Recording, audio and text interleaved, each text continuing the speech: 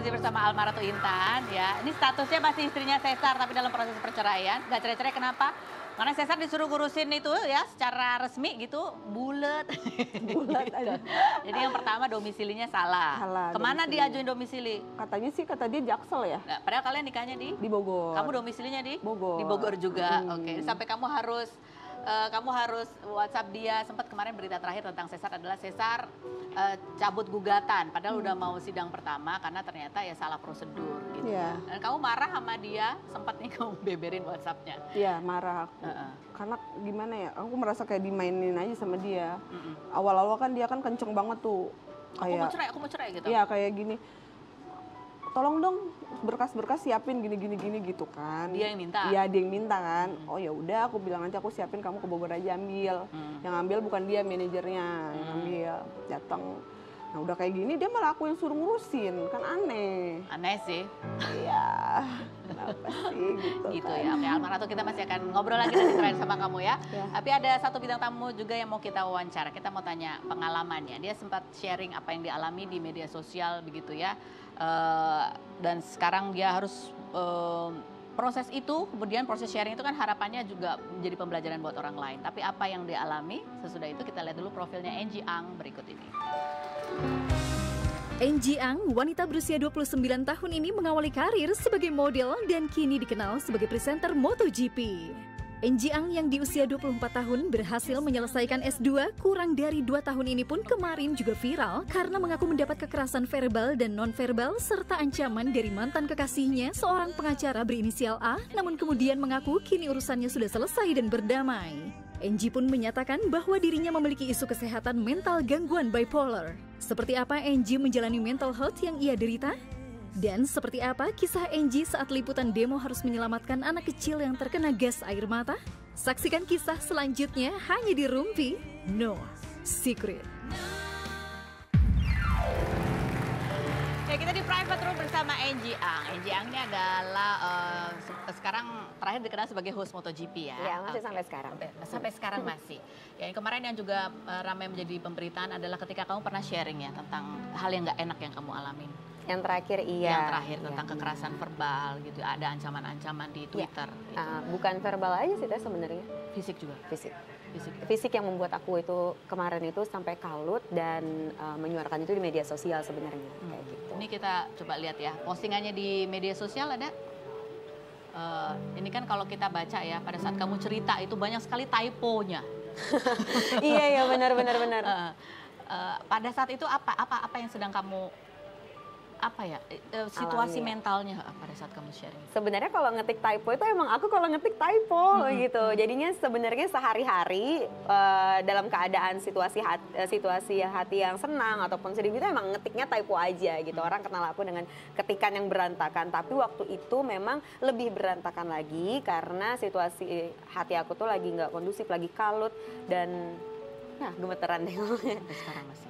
Ya masih ada lah rasa trauma yang aku alamin gitu, tapi ya I hope someday I will get there. Nah, pada saat kamu menulis ini, apa yang kamu harapkan? Situasi apa yang kamu lihat sehingga kamu ngerasa salah satu jalannya adalah dengan sharing itu di Twitter? To be honest, waktu itu aku melakukannya kayak dalam kondisi yang setengah sadar karena aku panik, kalut, dan I have no one at that time.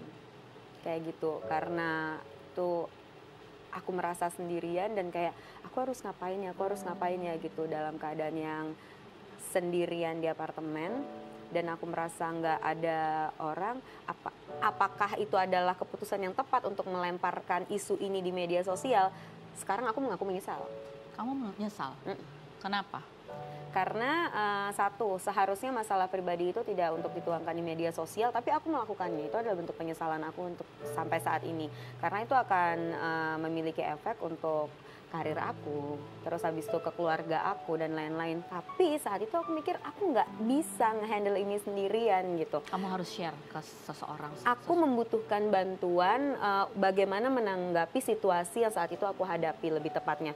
Tapi yang aku saat itu tidak terpikirkan adalah, Ji, lo harusnya nggak boleh ngelakuin kayak gini karena ini adalah konsumsi publik kayak gitu. Dan benar akhirnya menjadi konsumsi publik yang akhirnya membuat aku harus menanggung konsekuensinya sekarang saat ditanya tanya sama orang saat itu menjadi pemberitaan dan aku nggak bisa ngehandle media-media untuk memberitakan itu kan konsekuensi aku teh. Oke. Gitu. Pada saat kamu nggak tahu nih kamu harus cerita kemana, how to handle keluarga juga kamu nggak bisa cerita ke keluarga. Di saat itu aku takut ngomong sama keluarga. Di saat itu? Di saat itu, tapi habis itu aku cerita sama keluarga aku dan aku mendapatkan support. Keluarga itu menyarankan aku untuk bukan menempuh sih, maksudnya kayak oke, tenang gitu ya. Tenang, yang penting tenang dulu dan jangan berbuat hal yang serupa lagi kayak gitu. Apa yang akhirnya membuat kamu, mendorong kamu berani cerita ke keluarga? Apakah karena keluarga akhirnya baca ini dan bertanya langsung ke kamu? Kayaknya kalau keluarga baca sih enggak ya, karena mungkin keluarga nggak main Twitter. Tapi waktu itu saat aku udah agak lebih tenang, aku sadar kalau ini udah jadi pemberitaan publik, konsumsi publik, pasti cepat atau lambat keluarga akan tahu. Jadi keluarga aku harus tahu dari mulutku sendiri dulu apa yang terjadi dan bagaimana kondisiku saat itu. Gitu. Pada saat kamu merasa kayaknya nggak bisa, kamu takut, yang kamu khawatirin apa? Dan setelah kamu cerita, ternyata bagaimana reaksi keluarga kamu gitu? Sama nggak dengan yang kamu takutkan? Enggak, ternyata harusnya aku lari ke keluarga lebih dulu sih. Apa yang kamu takutkan? Yang aku takutin saat apa? Saat waktu itu kamu takut cerita ke keluarga, kamu khawatir keluarga akan bereaksi apa? Aku takut aku disalahkan atas keputusanku. Dan sekarang keluarga ternyata nggak menyalahkan, malah sebaliknya, malah jadi support system aku, the best one. Tapi aku malah ada perasaan nyalahin diri sendiri karena aku menuangkannya di media sosial. Meskipun sekarang, meskipun aku misalnya, sorry ya, agak shaking aku ngomongnya. Okay. Sorry banget. Nggak gampang buat kamu pasti. Iya, agak, ya, you know how I feel, right? Bukan sesuatu yang mudah saat kita even though kita adalah orang biasa dan kita menuangkan sesuatu di media sosial menjadi konsumsi publik, itu nggak gampang handle-nya. Apalagi saat kita bekerja di dunia entertain gitu, meskipun nama belum sebesar Teteh gitu misalnya, tapi once you put it on social media, ya konsekuensinya lebih besar Teh. Apa yang kamu sudah rasakan ketika udah kamu penyesalan? Iya. Takut. Kamu melihat orang-orang memandang kamu berbeda? Kan ini kan kemarin itu ada kaitannya sama mental health, right? Sekarang itu mental health di mata aku orang banyak yang salah persepsi atau self diagnose. Jadinya dia kayak kayaknya gue gini, kayaknya gue ada masalah mental segala macam. Buat orang-orang seperti aku yang aku datang untuk mencari professional help, itu kayak menyakiti aku. Saat aku speak up kayak oke, kayaknya gue ada masalah ini yang tidak bisa dihandle sama diri sendiri, tapi harus mencari bantuan profesional. Aku takut aku akan dianggap main-main atau bercanda dengan kondisi kejiwaan yang seperti itu. Tapi kan masalah profesional help itu menurutku adalah first thing first ya. Kalau seandainya kita lagi terguncang, masalah kejiwaan kan menurutku ya Teh ya, bukan masalah kamu memiliki penyakit kejiwaan ini, tapi saat kita panik gitu ya kan, saat kita don't know what to do next, itu juga ada baiknya kita mencari orang-orang terdekat atau profesional help. Jadi kamu khawatir orang akan melihat kamu drama dong? Iya. Kamu hanya mencari perhatian, cari sensasi. Padahal itu adalah sesuatu yang sungguh-sungguh terjadi. Aku takutnya orang menganggap aku nggak serius sama itu dan menjadikan masalah kejiwaan itu adalah sebuah alasan. Kayak gitu. Aku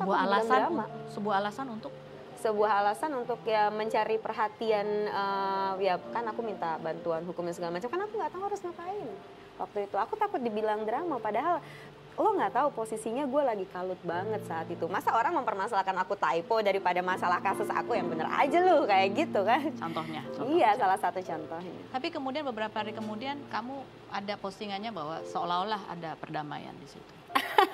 Bahasanya seolah-olah ya. Seolah-olah. Buat saya dan buat banyak perempuan melihatnya itu ini enggak. Ya, itu lebih baik kalau kita memaafkan untuk diri kita, tetapi tidak dalam 4 hari. Oke, thank you for saying that.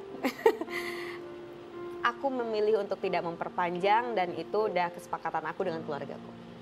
Keluargaku support aku, lebih fokus ke diri aku. Ya udah, jangan diperpanjang, ini untuk kebaikan aku. Kayak gitu. Jadi apa pesan-pesan kamu yang bermanfaat sekarang yang bisa kamu sampaikan ke yang lainnya yang barangkali juga punya problema atau sedang berada di situasi yang sama dengan kamu saat itu? Kalau dari pengalaman aku kemarin sih, pergilah ke orang terdekat dulu ya, bukan ke media sosial. Itu adalah penyesalan aku sih. Lalu yang kedua, kalaupun merasa membutuhkan professional help, pergilah ke tempat yang benar, jangan dari googling dan segala macam, karena mungkin itu bisa terobati dengan benar dan dengan treatment yang benar juga kayak gitu. Keluarga menurutku segalanya sih Teh. Keluarga adalah segalanya. Ya tentu nggak semua keluarga sama ya. Benar. Tetapi sebagian besar secara umum keluarga itu adalah orang-orang yang punya besar kemungkinan untuk membantu kita karena mereka peduli. Gitu. Sedangkan orang-orang lain yang nggak kenal, ya kebanyakan mereka cuma pengen tahu doang. Tetapi belum tentu betul-betul peduli. Begitu kurang lebih. Bisa dibilang seperti itu, tapi aku harap semua yang kemarin ngebantu aku itu dibalas sama Gusti Allah dan kebaikan yang mereka juga udah kasih. Terima kasih banyak. Jadi ada poin plusnya sharing ini di media sosial karena datang juga orang-orang yang tepat. Betul. Tetapi ini akan menjadi jejak digital yang harus kamu hadapi dan harus kamu cari cara untuk kuat menghadapi ini. Iya, betul. Kita akan kembali lagi, jangan kemana-mana, tetap di Rumpi.